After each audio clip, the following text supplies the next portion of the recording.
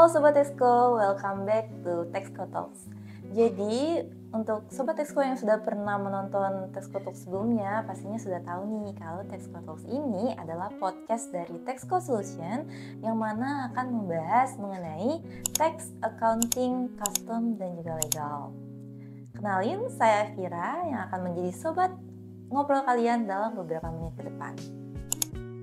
Hari ini merupakan episode ke-6 dari Texco Talks. Dan kali ini kita akan membahas mengenai warisan dan hibah. Kira-kira apa aja ya aspek perpajakannya? Kali ini narasumber yang akan menemani kita adalah salah satu tax associate di Texco Solution. Halo Kak Mei, apa kabar? Halo Kak, baik Kak. Baiklah Kak Mei, boleh nih kenalan dulu sama Sobat Texco? Halo Sobat Texco, kenalin nama saya Mehwa, saya salah satu tax associate di Texco Solution. Nah Sobat Texco, nggak usah berlama-lama lagi, kita langsung saja ya. Pernah nggak sih Sobat Texco dengar tentang warisan dan hibah? Kedengarannya mirip kan? Apalagi dalam kehidupan saat ini, terutama ketika membahas soal harta keluarga, kedua istilah ini sering kali terdengar. Saya yakin Sobat Texco juga pasti penasaran kan, warisan dan hibah ini bedanya apa? Terus dikenakan pajak nggak sih? Baiklah, biar nggak bingung lagi, kita langsung saja membahas dengan narasumber kita. Jadi Kak, apa sih Kak perbedaan dari warisan dan hibah ini? Baik Kak, untuk perbedaannya itu, hibah merupakan pembagian harta yang pewarisnya masih hidup, sedangkan warisan itu pembagian harta yang pewarisnya sudah meninggal.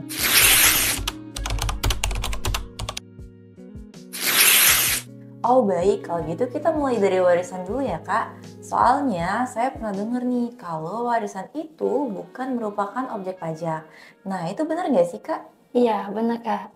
Berdasarkan Undang-Undang PPH nomor 36 tahun 2008, pasal 4 disebutkan bahwa warisan bukan merupakan objek pajak. Namun di pasal 2 menyebutkan bahwa warisan yang belum terbagi merupakan subjek pajak. Nah, maksudnya gimana nih? Maksudnya, walaupun pewaris sudah meninggal, pewaris wajib melaporkan pajak penghasilan melalui ahli waris.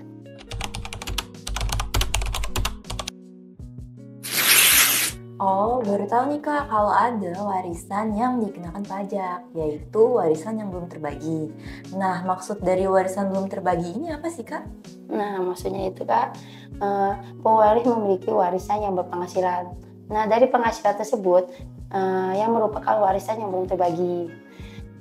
Kewajiban subjektifnya itu dimulai dari saat pewaris meninggal dunia sampai dengan warisan tersebut dibagikan.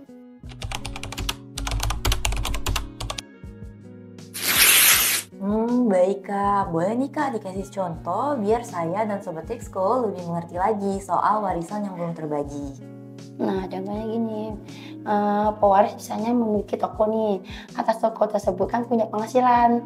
Nah, penghasilan tersebut itu yang dinamakan warisan yang belum terbagi dan harus dikenakan pajak penghasilan.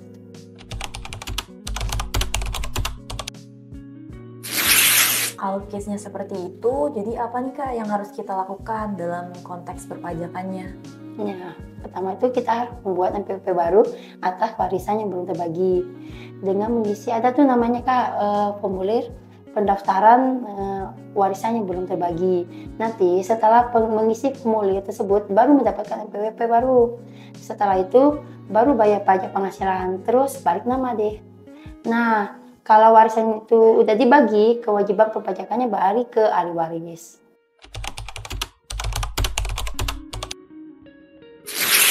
Baik Kak, jadi Sobat Texco untuk warisan yang belum terbagi ini perlu dibuat NPWP atas warisan yang belum terbagi ya. Lalu kalau warisannya sudah terbagi, baru tuh aspek perpajakannya beralih ke ahli waris. Nah Kak, tadi kan kita udah bahas mengenai warisan atas penghasilan. Kalau warisannya berupa tanah atau bangunan, itu aspek perpajakannya gimana sih Kak? Nah, untuk warisan tanah dan bangunan beda lagi ya Kak. Perlu diketahui nih Sobat Texco, bahwa warisan yang sudah terbagi atas tanah dan bangunan itu bukan merupakan objek pajak penghasilan. Maksudnya di sini, warisan tersebut sudah dibagikan ke ahli waris dan tidak ada penghasilan tambahan atas warisan tersebut. Dan ahli waris dapat mengajukan surat keterangan bebas pajak penghasilan final. Nah, kemudian untuk kasus warisan tanah dan bangunan yang sudah terbagi, kita harus memastikan terlebih dahulu apakah orang tua punya NPWP atau enggak. Apabila punya NPWP, apakah harta warisan tersebut sudah dilaporkan di dalam SPT. Kalau orang tua punya NPWP dan harta warisan tersebut dilaporkan di dalam SPT, maka langsung aja dibuat surat keterangan bebasnya. Kalau orang tua punya NPWP, tapi tidak melaporkan di SPT tahunan, maka harus melakukan pembetulan dahulu, baru bisa membuat surat keterangan bebas. Nah, kalau tidak punya NPWP, maka langsung saja buat SKB. Sobat Tesko bisa lihat di Surat Edaran nomor 20 tahun 2015.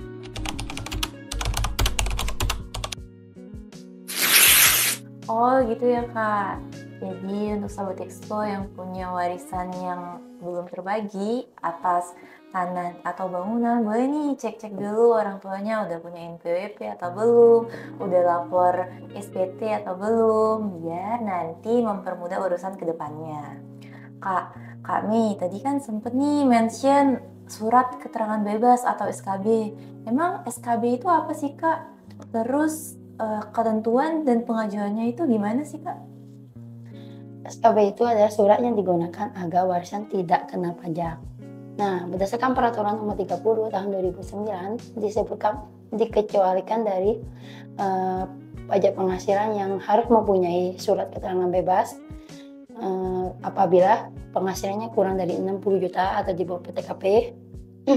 Orang pribadi yang melakukan pengalihan tanah atau bangunan dengan cara hibah kepada keluarga saudara dalam garis keturunan 1 derajat.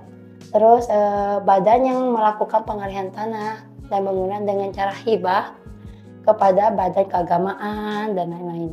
Dan keempat itu ada pengalihan hak atas tanah dan bangunan karena warisan.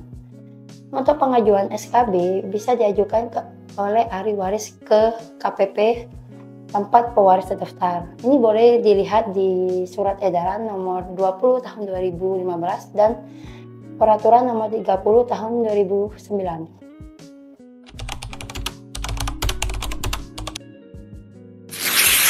Baik, sudah jelas ya Sobat Esko mengenai surat keterangan bebasnya.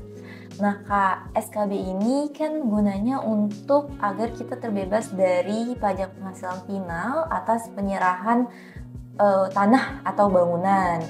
Kalau kita nggak bikin SKB ini, kira-kira ada konsekuensinya nggak sih Kak? Ada Kak. Bagi ahli waris yang tidak mengurus SKB ini akan dikenakan PHTB atau pajak penghasilan. Nah, PHTB itu singkatan dari pengalihan hak atas tanah dan bangunan. Beda ya dengan BPHTB.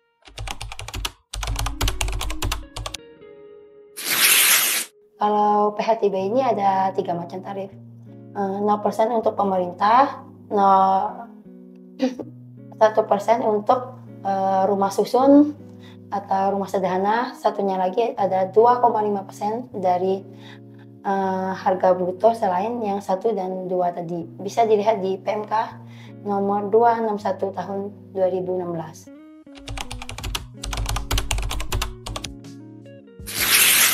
Nah, tadi kan kita udah bahas nih Kak mengenai tarif PHTB. Sekarang kita boleh nih Kak bahas tarif BPHTB-nya. Untuk tarif BPHTB-nya itu berapa sih Kak? Baik. Tarifnya itu 5% dari NPOP dikurang nilai perolehan objek pajak tidak kena pajak NPOP TKP-nya. Maksudnya NPOP di sini itu NJOP total. Misalnya contohnya NJOP-nya ada 1 juta, dikali berapa nih luasnya gitu. Terus kalau untuk NPOP TKP ini tiap daerah beda-beda ya. Paling rendah 60 juta. Nah, dan biasanya untuk BPHTB ini ada diskon atau pengurangan atau keringanan nih untuk daerah setempat, tergantung daerah masing-masing ya. Nah, ini bisa dibaca ya di perda masing-masing.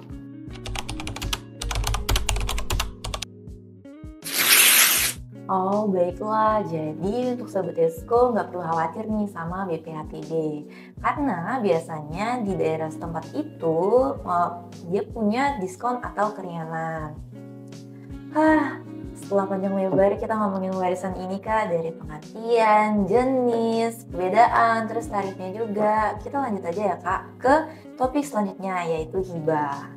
Untuk hibah ini Kak, dia apakah sama juga seperti warisan yang bukan merupakan objek pajak?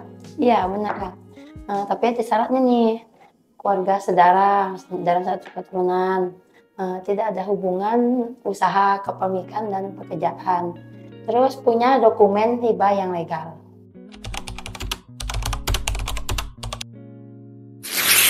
Oh gitu Kak, baiklah Kak. Nih buat Sobat Tesko yang mendapatkan hibah, boleh nih diingat-ingat syarat yang disebutkan Kak Mei tadi. Wah, ini kita belajar banyak banget ya Kak mengenai aspek perpajakan warisan dan hibah. Kira-kira dari Kak Mei ada nggak nih saran buat Sobat Tesko? Siapa tahu di luar sana Sobat Tesko sedang menghadapi kasus mengenai warisan dan hibah ini Kak. Kalau untuk hibah ini masih enak ya Kak, karena pewarisnya masih hidup. Jadi untuk mengurus keperluannya enak gitu. Nah kalau untuk warisan ini kan pewarisnya sudah meninggal nih. Banyak nih yang nggak tahu kalau pewaris atau orang tua itu punya NPWP apa enggak gitu kan. Nah atau sudah melaporkan apa enggak itu warisan tersebut ke SPT-nya. Nah kalau itu sudah terjadi itu penting cari AR-nya dulu Kak. Nah, untuk menanyakan apakah pewaris sudah melaporkan harta tersebut di SPT gitu. Dan akan lebih baik jika Sobat Tesko yang ingin mengurus hibah atau warisan dengan pendamping yang berpengalaman.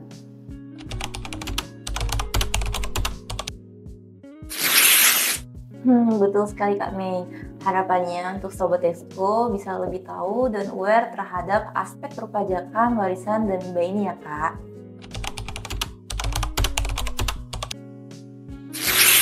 Dan itulah episode Textco Talks kita untuk kali ini. Terima kasih telah menemani saya dalam diskusi tentang pajak, bisnis, dan keuangan. Jangan lupa untuk tetap terhubung dengan kami di Textco Solution untuk mendapatkan lebih banyak tips dan informasi terbaru seputar perpajakan.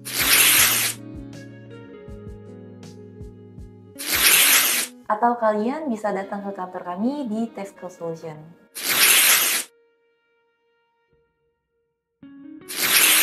Dan tentu saja kalau kamu suka podcast ini, jangan lupa untuk like, komen, dan subscribe. Sampai jumpa di episode Textco Talks berikutnya. Saya Cira izin pamit undur diri. Bye-bye.